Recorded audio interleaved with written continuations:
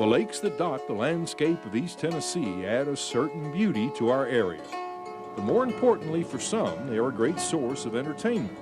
From fishing to skiing to sailing, countless hours are spent on recreation the water provides.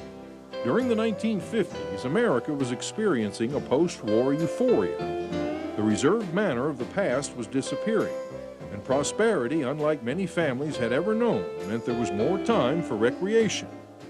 It was in this era that the Flying Boatmen came into being.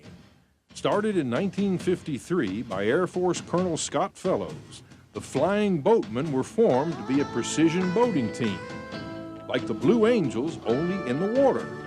Jim Early, Lonnie Inman, and Karsten Moody were all members of the Flying Boatmen.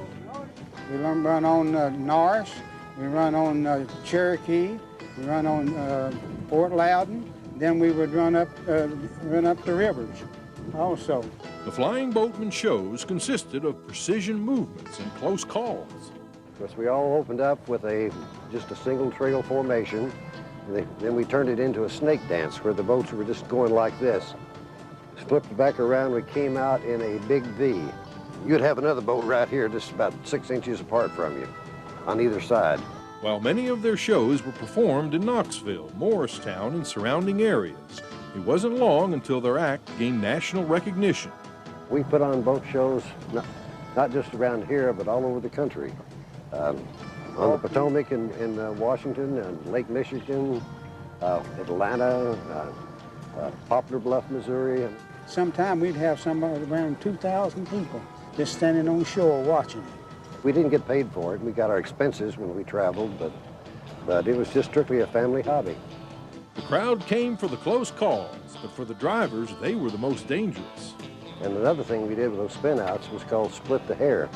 You had two boats coming downstream, one boat going upstream, both of them wide open.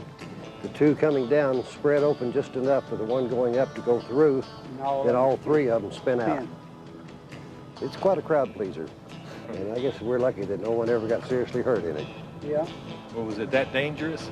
Looking back, I think it was. Yes, it was. At the time, we didn't realize how dangerous it could have been. The Flying Boatmen continued their shows until 1975. After 20 years, the boats, aluminum feathercrafts, and their drivers were beginning to show their age. Of course, fiberglass spelled the death of the feathercraft boat. It cost them too much to build, and all of us are getting old. Oh yeah, we were all beginning to get up in years. Then you getting a little more sense as we got older. Today, a younger generation is working on forming a new Flying Boatman show with tricks that are just as entertaining today as in the past. What are you doing over here with me? Where did you go, Bill? Now, that's pretty cool.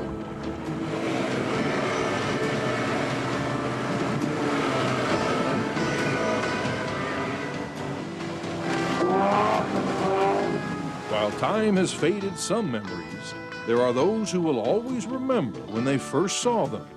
They were daring, bold, and brought joy to so many throughout the years.